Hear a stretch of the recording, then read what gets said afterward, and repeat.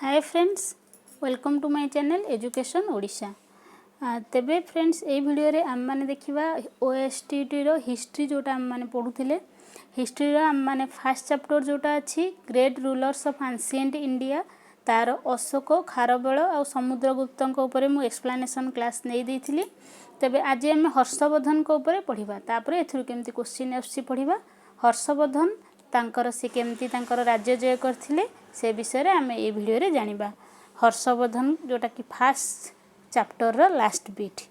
तेबे चलंतु आरंभ करिबा वीडियोटी। ता पूर्वरु जदि न्यू व्यूअर अटंती तेबे सब्सक्राइब करी पाखरे थिबा बेल आइकन को प्रेस कर दियंतु, जहा फल रे हमर न्यू अपडेट पाई परिबे। तेबे चलंतु देखिबा कोन अछि हर्षवर्धन हेले हमर केते ख्रीष्टाब्द रु केते ख्रीष्टाब्द ना ख्रीष्टाब्द 606 रु 647 पर्यंत से राजत्व करथिले। पाखापाखी से 40-41 वर्ष राजत्व करथिले। ओके, तापर से जो हर्षवर्धन से को फैमिली रु थिले ना Pushyabhuti family, belong to Pushyabhuti family and son of Prabhakar Vardhan. हला एठी आरि सहित ही मु क्वेश्चन कहि दोछि। हर्षवर्धन ख्रीष्टाब्द हला 606 रे केबे राजा हेतिले आउ केबे तांकर सिंहासन आरोहण करथिले से 606 रे आ मृत्यु हेतिला 647 रे। तेबे से को फैमिली रु थिले ना पुष्याभूति फैमिली, तांको बापा थिले प्रभाकर वर्धन। तो से केमती कोन राजा हेतिले से विषय रे चलो जानिबा। प्रभाकर वर्धन जेतेबेले डायड हेतिले, after Prabhakar Vardhan died his elder son Rajyavardhan ascended the throne of Thaneshwar. से होची प्रथमे थानेश्वर रे से राजा हेतिले। थानेश्वर टा कोठी ना एटा होची हरियाणा रो गोटे टाउन। ओके, तो प्रभाकर वर्धन कर मृत्यु परे हमर हर्षवर्धन कर बड़ भाई जे राज्यवर्धन सी राजा हेतिले। तापर हर्षंकर मध्ये गोटे सिस्टर थिला, तांको ना राज्यश्री, जे who was married to the king of Graha Varman of Kannauj. से जो तांकर ए जो प्रभाकर वर्धन तांको झियो राजश्री को से मैरिड करथिले। काहा को मैरिज करैथिले ना ग्रह बर्मन ऑफ कनौज, कनौजर राजा ग्रह बर्मन को मैरिज करैथिले। से समय रे कोन हेतिला ना शशांक जे कि गोटे गौड़ किंग से आसिक ग्रह बर्मन को मारी देथिले। Gaur king killed Grahavarman and annexed Kannauj and kept Rajyashri prisoner. Harshavardhan को भौणी थिले राजश्री, तो सी कौन करथिले ना आमर ग्रह बर्मन को मारी देकिरी तांको भौणी को प्रिजनर कर देथिले। बुझियला। तापर सेई गुटा को ही कौन करथिला ना जेतेबेले तांको भौणी के से प्रिजनर करथिले, राज्यवर्धन राजा थिले से समय रे, तो सी शशांक को सहित फाइट कले। This promoted Rajyavardhan to fight against Shashank, but Shashank killed Rajyavardhan. Shashank तांको भाई को मध्य मारी देले। बुझियला।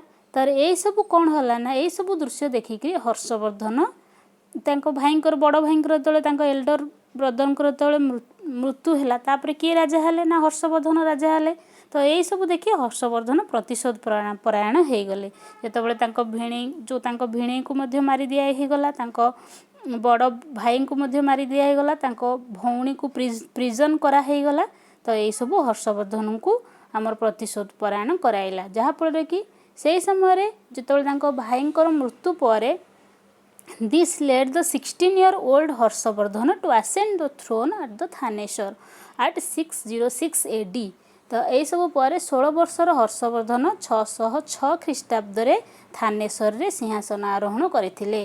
क्वेश्चन आसे हर्षवर्धन केते ख्रीष्टाब्द रे सिंहासन आरोहण करथिले ना 606, केते वर्ष बयस रे ना 16 वर्ष बयस रे, कोठारे ना थानेश्वर ठारे। बुझियला। तापर से कौन कले he vowed to avenge his brother's murder. से तांको ब्रदर्स मर्डर रो अवेंज नवा पे चेष्टा कले। तापर तांको भौणी को and also rescue his sister, तांको भौणी को रेस्क्यू करिया पे चेष्टा कले। For this he forged an alliance with Bhaskar Barman the Kamrup Assam king. तापर से ए सब करिया पे भास्कर बर्मन को सहित मिसिकरी जे कि होची हमर आसाम रो होची कामरूपर किंग थिले, तांको सहित मिसिले। Harsha and Bhaskar Varman march against Shashank, जे कि तांको भाई को मारी थिले शशांक को, तांको एगेंस्ट रे मार्च कले। तापर कनौज रे जाई कि पहुंचले। Ultimately Shashank left for Bengal and Harsha become the king of Kannauj. से शशांक को हरै देले। शशांक कौन कले बेंगल आड़ी पळै आसिले। हर्ष कौन कले थानेश्वर सहित कनौज को मध्य तांको राज्य रे मिसई देले। बुझीगला। And on acquiring Kannauj Harsha united two kingdoms of Thanesar and Kannauj. तापर से होची जेतबेले कौनौज अधिकार करले थानेसर कौनौज को मिसई देले ही मूव्ड हिज कैपिटल टू कौनौज। ताहले हर्षवर्धन तांको कैपिटल थानेसर रु कोठी मूव करथिले ना कौनौज को मूव करथिले।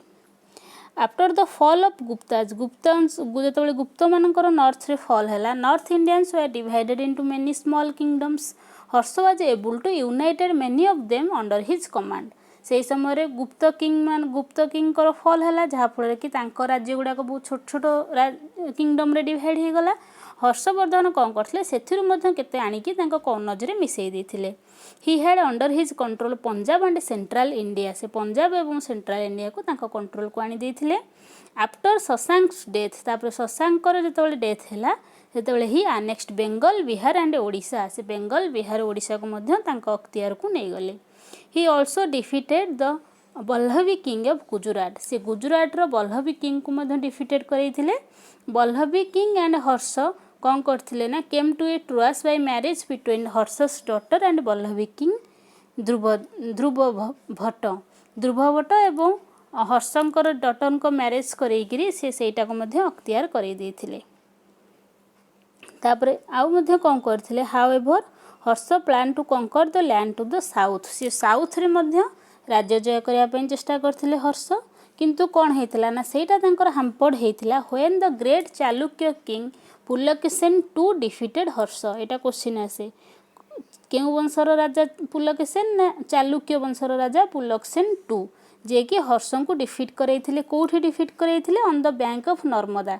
केबे करैथिले ना 620 ख्रीष्टाब्द रे बुझिला। जेतबेले से साउथ वर्ड को मूव करिया पय चेष्टा करथिले साउथ वर्ड को राज्य जय करिकि तांकर मिसेया पय चेष्टा करथिले तांकर चालुक्य किंग पुलकेशिन तांको डिफीट करैथिले बैंक नर्मदा नदी कूल रे 620 ख्रीष्टाब्द रे।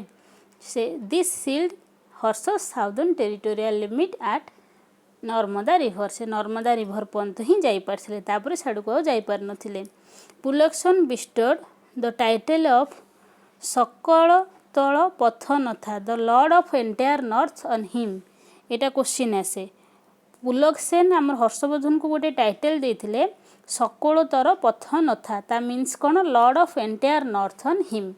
एटा क्वेश्चन आसे आउ तांको समय आउ कौन हेतिला ना हुएनसा आसीथिले चाइनीज पिलग्रिम हुएनसा जे कि विजिटेड ड्यूरिंग हिज रीजन।